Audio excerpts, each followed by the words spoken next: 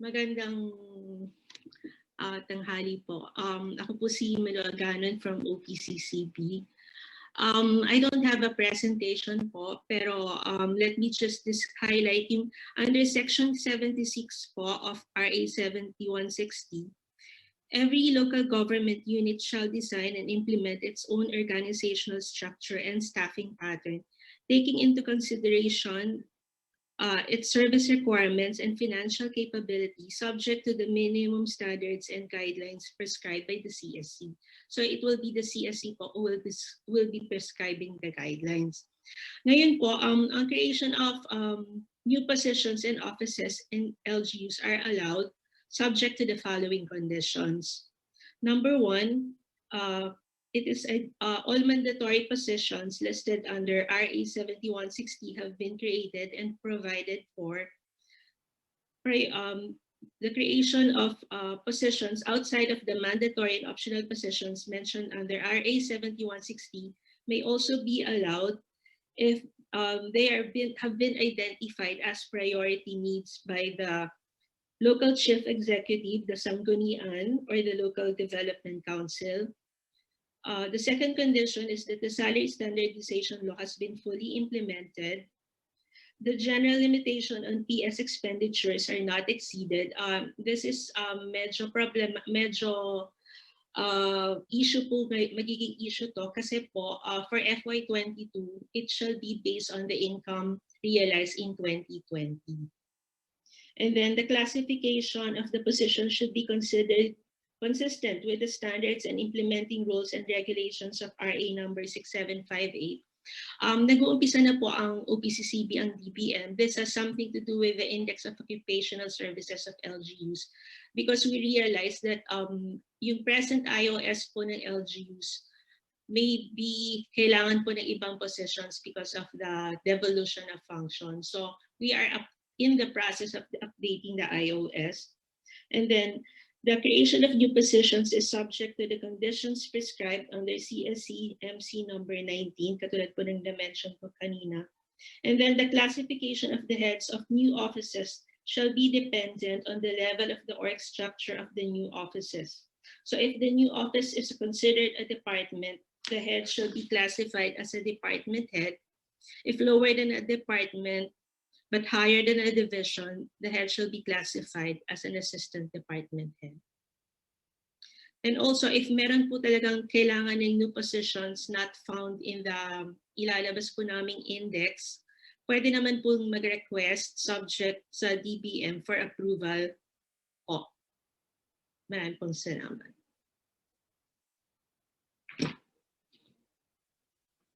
Thank you very much, Assistant Director Aganon. To the point po yung kanyang sinabi. So, merong ongoing initiatives ang kanyang opisina at may proseso din naman kung kailangan niya mag-create ng position. But I'm sure there will be questions in relation to that, no?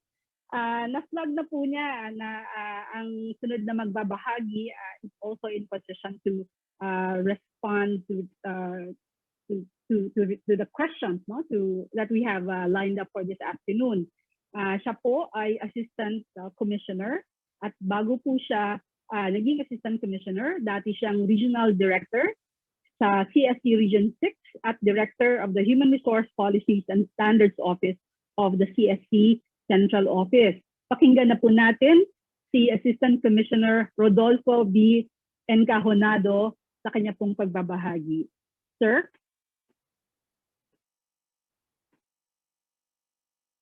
Assistant Commissioner. Okay. A pleasant afternoon to everyone.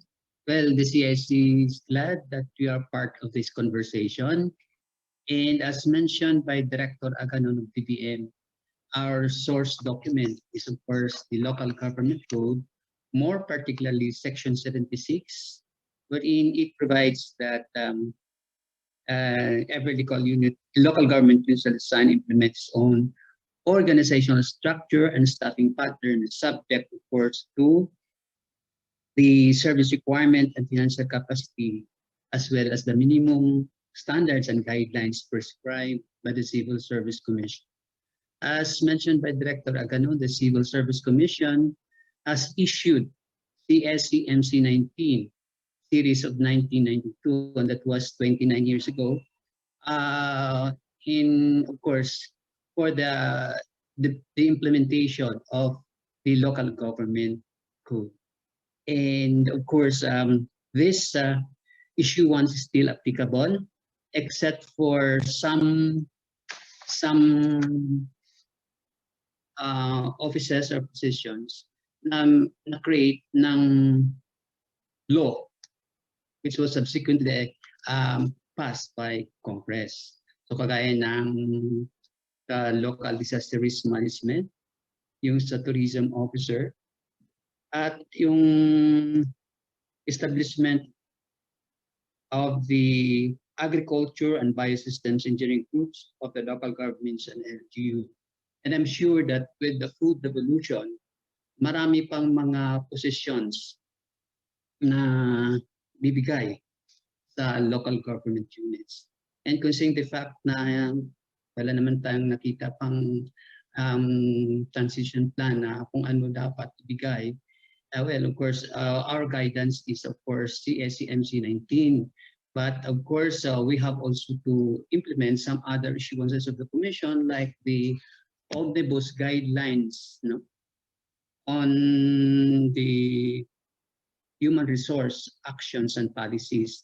We call this 2017 ORA-ORA, wherein we prescribe some qualification standards for a particular position. But for default positions, ay mayroon tayong provision sa MC19 that says that you're giving assurance to those who will be absorbed, na they will be automatically absorbed. Bibigyan din sila ng appointment. And of course, thereafter, the local government unit shall determine their appropriate structure and staffing pattern as mentioned under Section 76 based on service requirement and financial capability. So as assured, the Civil Service Commission will help LGUs, our partner. We, of course, we consider them as our partner in the implementation of public personnel admin. So that's it, no? So we are ready to answer some questions or clarifications later on. Maraming salamat po, sir. Very welcome yung inyong assurance that the CSC is ready to lend assistance to local governments on this very important matter of figuring out paano nga ba mag-adjust organizationally ang local governments in light of itong implementation ng Supreme Court ruling. So narinig na natin yung dalawang pananaw mula sa national government. Pakikinggan naman natin ngayon yung perspective ng local government, no? So ang susunod na magbabahagi ay governor ng Quirino Province. Siya din ang national chairman ng League of Provinces of the Philippines or LPP at kasalukuyang national president of the Union of Local Authorities of the Philippines or mas kilala natin bilang ULAP, no? Napaka-aktibo itong ating resource person at he has actually accepted the invite of the department to participate in various fora on this matter. And so we're glad na nandito siya ngayon to give his thoughts on organizational structure and staffing. Tinatawagan ko po si Governor Daquila Carlos E. Cua. Governor Cua.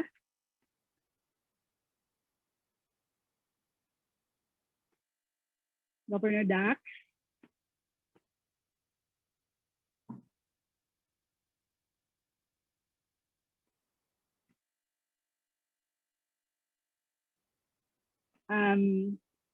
Governor Cua. Sige, baka may connection na concern lang si Governor Dax. Babalikan natin siya. Tatawagin ko ngayon yung sunod na magbabahagi na taga local government din. No? makakasama natin siya actually for the rest of the afternoon. So this will be my one-time introduction sa kanya. Siya ay mayor ng City of Ormoc at ito ay kanyang pangalawang term of office. Siya din ang Public Relations Officer ng National Executive Board ng League of Cities of the Philippines, kung kaya nakikita niyo siya palagi sa usapin ng Mandanas, no, na case. Pwede na pong pakinggan ang naisibahagi ni Mayor Richard I. Gomez. Mayor Richard.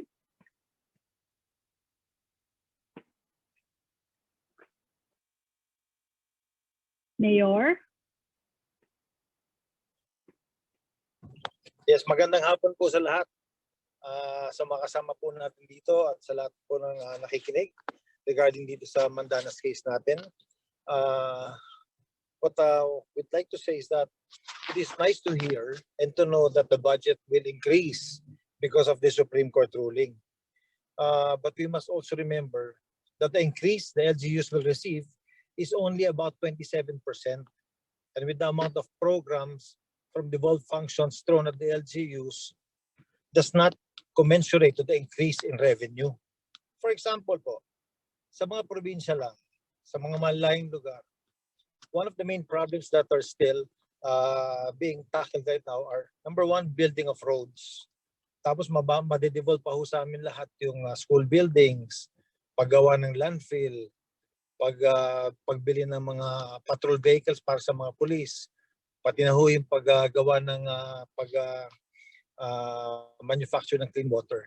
The only LGUs who can do this full devolution are the big cities like the ones in Metro Manila. But in the rural areas and small municipalities, they will not be able to give full basic services to the people.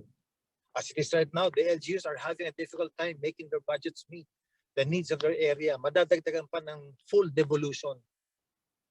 Ang nasabihin po namin is, give us 23% increase, dahil yan po yung matatanggap ng mga LGUs. But do not give us government functions more than that, especially full devolution, because LGUs will die from drowning and suffocation from lack of funds. This is something that the DILG and the national government must realize. It is easy to tell us to adapt to devolved functions. Yes, kaya namin yan, mag-adapt tayo. But then again, let us make it commensurate with how much will be given to the LGUs. Especially this increase in revenue should make the lives of the LGUs better. Dapat gumanda ang buhay natin lahat, hindi ho mahihirapan. So for now, yan pala po ang sasabihin ko. Maraming salamat po and good afternoon. Maraming salamat po, Mayor Gomez. Very straightforward point. I also want to acknowledge na may mga pumapasok na ng mga messages or concerns sa chat box. I will also check Slido and Room 2 in a bit. No? So I'm sure maraming interesado na doon sa pag-uusap. Kung handa na po si Governor Kua, Governor Dax, you have the virtual floor na po.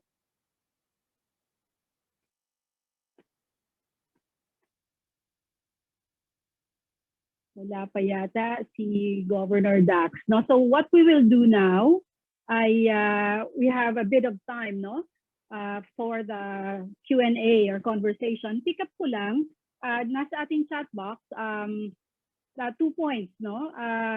First, sabi nga po, applicable pa rin yung MC19, pero ang tanong, I guess this is for Assistant Commissioner, are you planning to update it to accommodate all the other positions created under other laws? No? So that's the one. That's first. And then second, meron lang pong reaction dun sa notion na automatic transfer of NG personnel to LGU. Mukhang that needs to be clarified. So I'll give the floor muna to perhaps Assistant Commissioner Encajonado to respond to those 2 points po. Yung unang point or issue is about, ano ba yun kanina? Kung i-adjust po ba yung question, or you have 2 options po, to respond to those questions or respond to what what Mayor Richard said. I understand that tinanong kanina kung the commission will be issuing an amendment.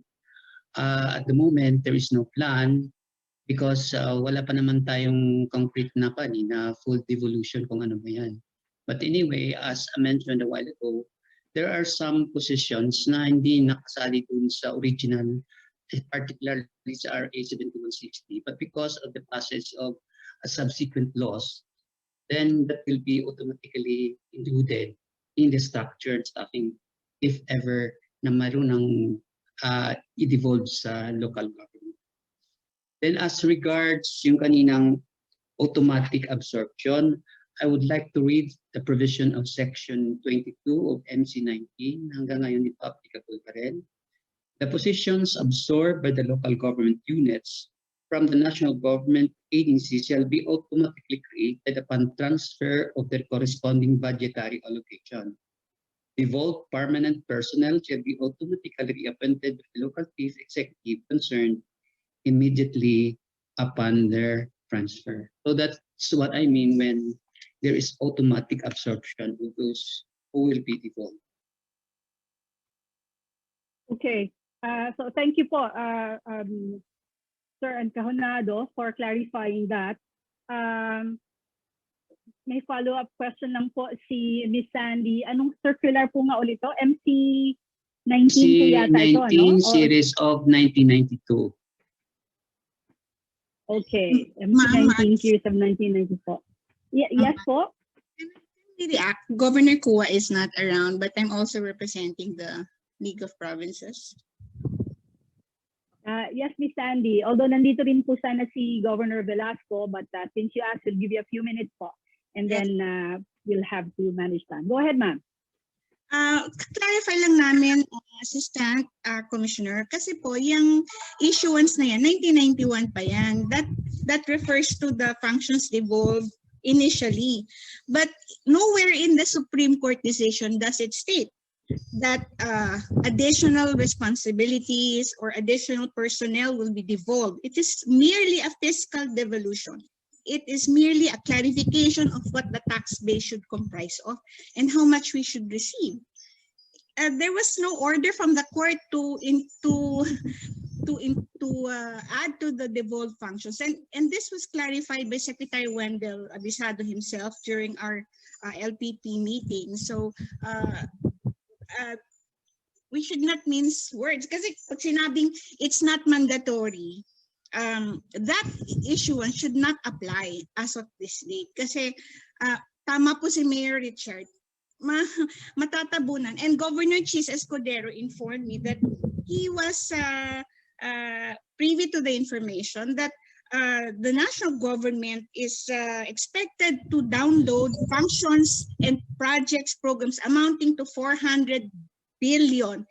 And that's even more than twice the 234 billion that this DBM said will be downloaded. And wow, 400, abonado pa po ang LGUs. Yun lang po. Salamat yes, po, Ma'am Sandy. Yes po, Commissioner. Yes, ma'am. Actually, before I clarify the statement that I made a while ago, I informed that hindi pa naman, wala pa naman tayong basihan. No, but as mentioned under Section 22, pag na-devolve yung tao, then automatically i-absorb sila talaga. No?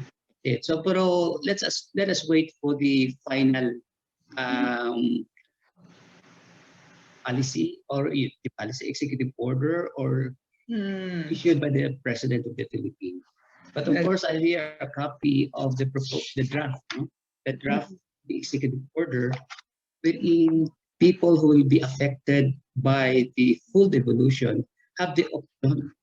There are three options actually. Pwede silang mag-remain sa kanilang agency, pwede silang mag-request for transfer to another agency, national government agency, or retire or be separated from the service. So, depende sa kanila. But ang sinasabi ko lang kanina, if ever there is really a provision on devolution of people, then their absorption shall be.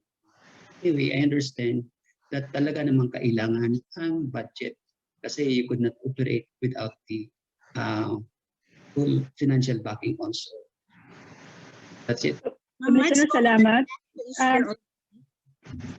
Yes, Governor but yes po, but before po si Governor Velasco, palagi ko gustong magsalita ni Undersecretary Laura Pascua ng DBM kasi medyo nagano siya, no? I think nagano yung kanyang icon. So, Yusek Laura, you want to join po the conversation? Yes, thank you, Max, for this opportunity.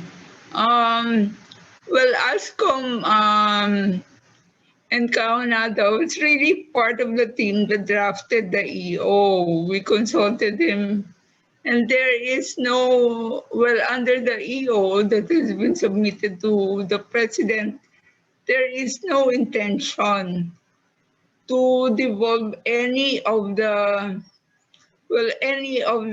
projects that are being done by the agencies or any personnel that will be from the NGA. It will really be up to the personnel in the NGAs to decide whether they want to transfer to the LGUs. But this is not mandatory, nor is it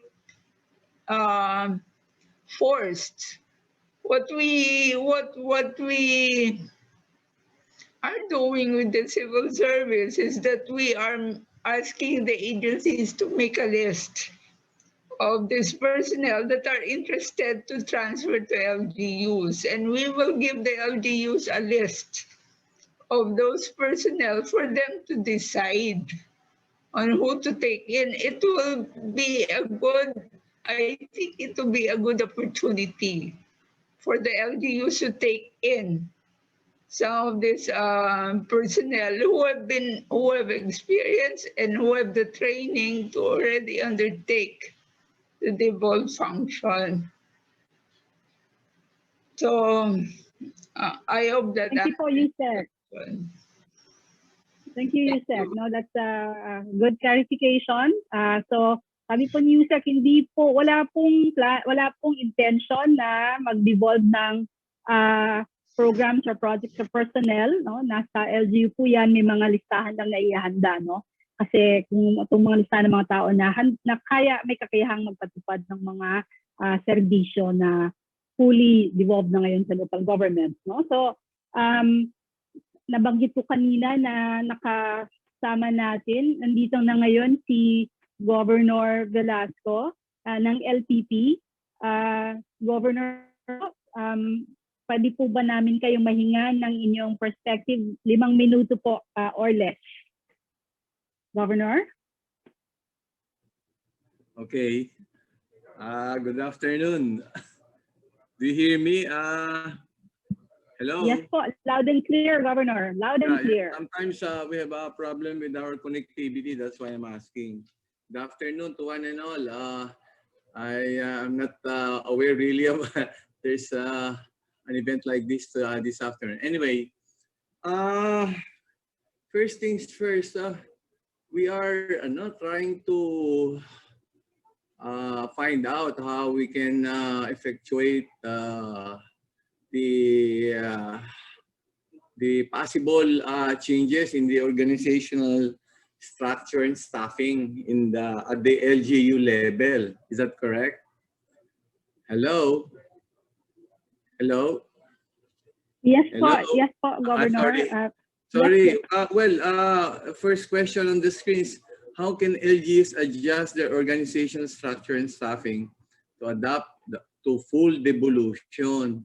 Well, actually, I just came also from another meeting, and there's also a representative from DBM. And then all the planning and development officers of the 6 towns in Marinduque were made to, were required to be present and to participate. Now, I raised several concerns there. For one thing, we're now going to the organizational structure of the LGUs that will be affected by the full devolution. But I raised there first the query when will the executive order come out, no? And then we have been privy to several meetings like this, but we want to actually propose certain amendments to the draft EO. Like for example, well, we really have to look at the EO first before we go to the possible revision or amendment of the organizational structure of the LGUs. No, much will depend on just how many functions and responsibilities will be devolved actually. So I raised the point there. I don't know if we have the revised EO, but what I have here is under section 2 of our draft here, draft of the EO, is that it's not only the functions listed under section 17 of the local government code that will be devolved. It mentions also other pertinent laws or relevant laws. So we propose that this phrase be deleted and just confine ourselves to the functions enumerated in section 17 of the LGC. Because if we maintain this in the EO once that's issued, then we are open to the devolution of other functions which are not specified in section 17. So right away we have serious concern on the provision section 2 of the draft EO. I think we should just restrict ourselves to the functions listed under section 17 of the local government code.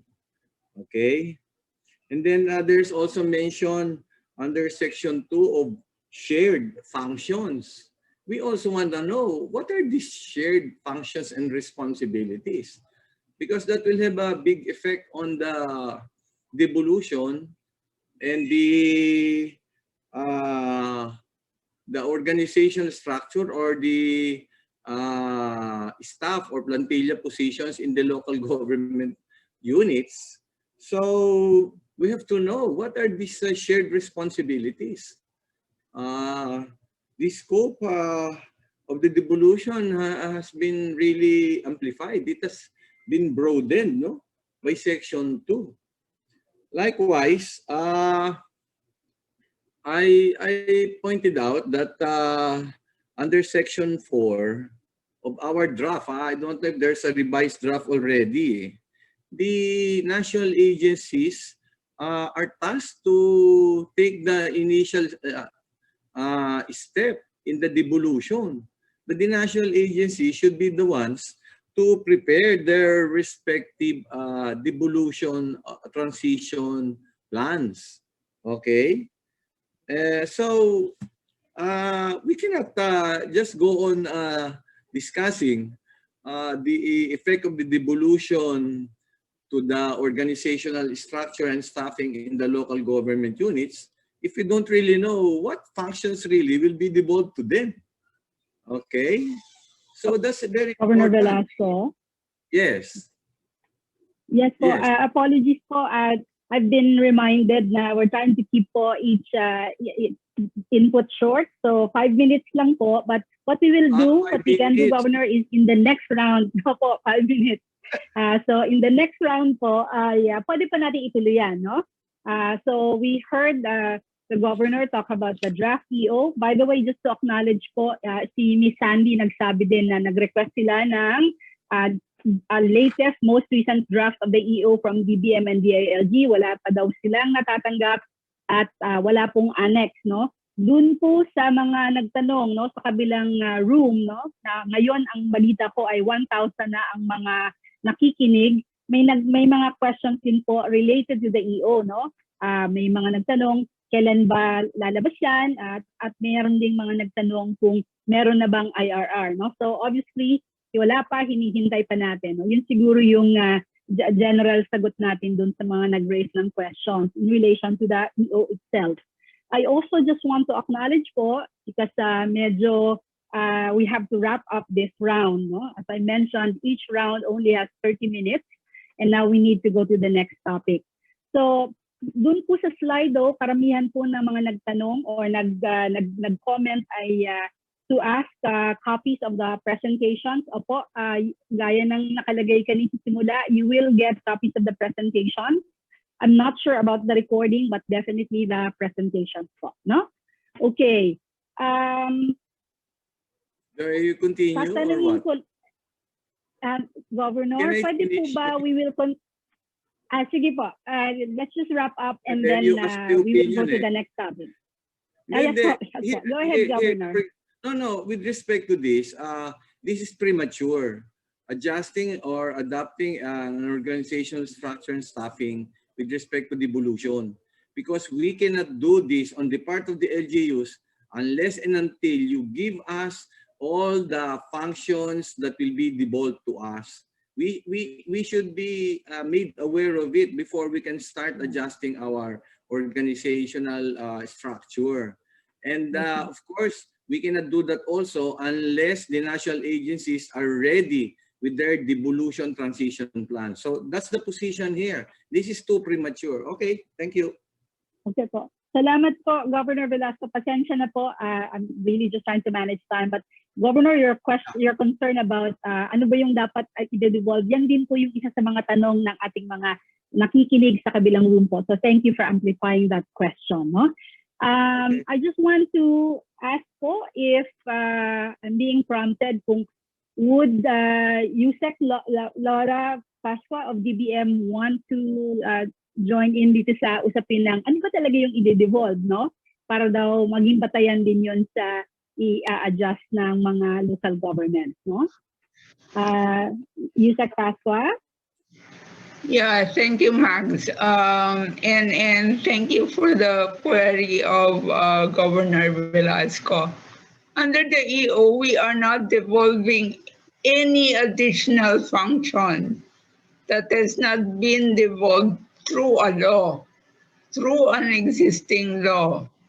So basically that would capture the Section 17 of the Local Government Code plus the new laws, which I think ASCOM and Kahanado mentioned a while ago, like the tourism officer and disaster management office, and also the agricultural office. So I think we'd like to clarify with Governor Velasco that we are not devolving anything new that is not already devolved under the existing laws.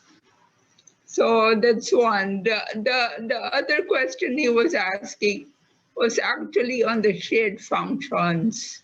We clarified to the Office of the President that these are in the nature more of regulatory functions, for instance, where the national agency like the DOT, for instance, would set the standards and the basic rules by which the enforcement of the, let's say, the tourism enterprises will be done.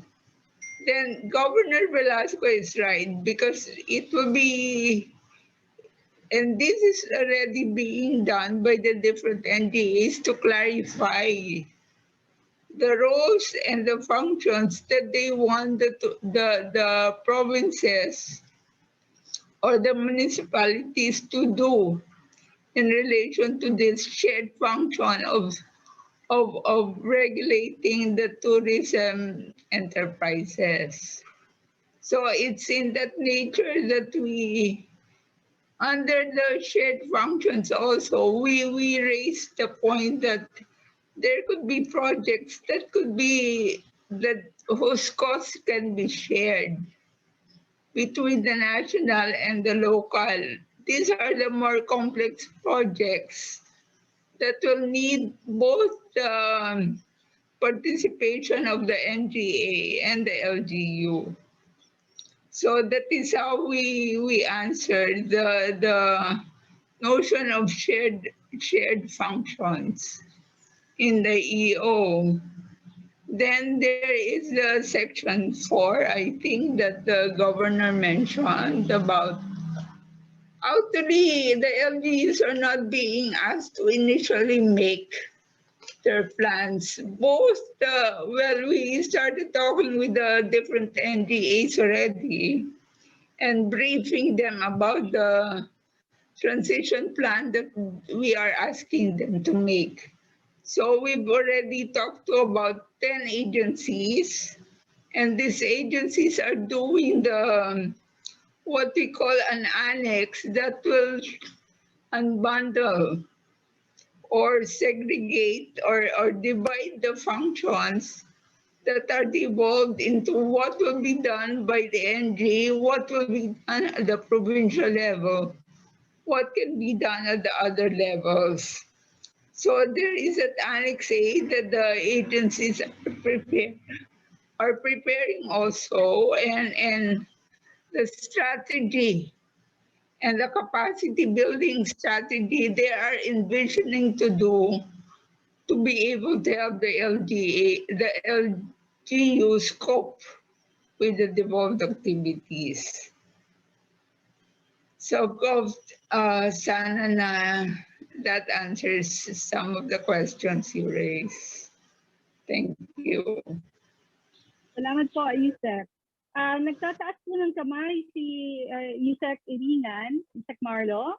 Yes, Mags, very briefly, although na-mention na rin ni Yusek Laura ito, pertaining to what Governor Velasco mentioned a while ago about devolution transition plan.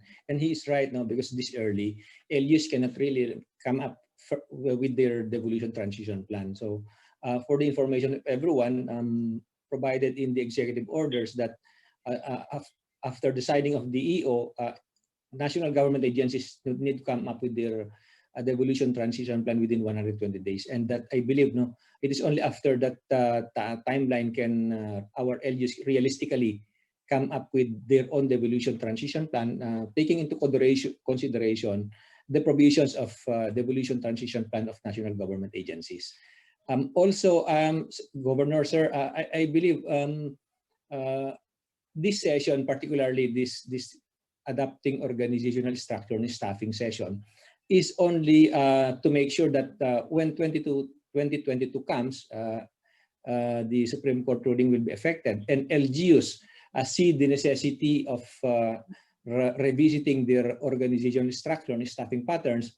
They already have an idea of how to do it.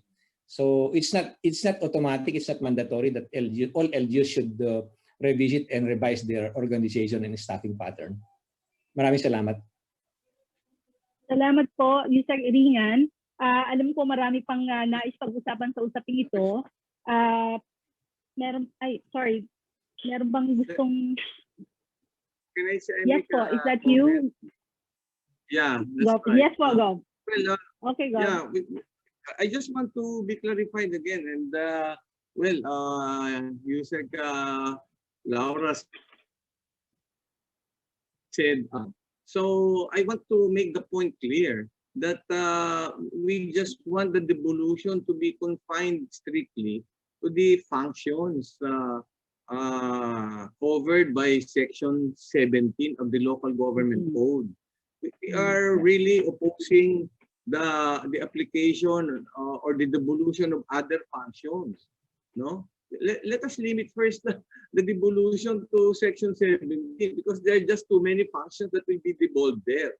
So we suggest that this EO should make that clear. It's only under Section 17 of the Local Government Code that is that should be strictly applied. And then we have been having meetings, no, on the devolution, and yet the EO has not yet been issued. May I suggest that probably the DBM can just come up with an ad hoc committee, no? And let's sit on this regularly rather than on piecemeal meetings, no? Because we just want to the representatives of the different leagues should be there, because this matter affects substantially all the activities, programs, and projects of the local government units. Kung hindi pa mailabas tong EO now, siguro we should just have an ad hoc committee. We're willing to join there, and let's just fresh out all these things in one sitting. Kasi ang dami ng meetings left and right. May mga agencies nagpapatawag. And then we still don't have the EO. And we were suggesting that there are some provisions there that should be revised or elucidated upon. So baka we're willing to attend kahit na regular, kahit na twice a week or we can sit down and do something about this before the EO is issued. Anyway, tagal na nito naka-pending. Yun lang ang suggestion to. Thank you. Salamat po, Governor Velasco. Nagtaas po ng kamay si Yusek Echeverry. Yes, Yes, sir. And then we'll wrap it up. thank you, Mark.